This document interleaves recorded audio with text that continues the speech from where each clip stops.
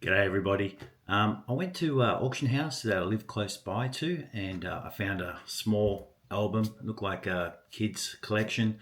I had a look through it. I saw one of my mates that works there, and he was okay with me filming it. But I didn't talk while I filmed it. It just felt a bit strange with everyone walking around. I haven't got that confidence yet to start talking about an album right there in front of everybody. But I just want to know what you think. I know what it went for. I'll show that at the very end. Go through it. Me personally, I didn't buy it, but I specialise in Australian. Well, that's all I collect, so I know what they're worth. But there was some interesting other stuff, so from China and India and stuff like that. So some of you more experienced collectors, have a look. Tell me what I missed, especially when I know when you find out what the price was.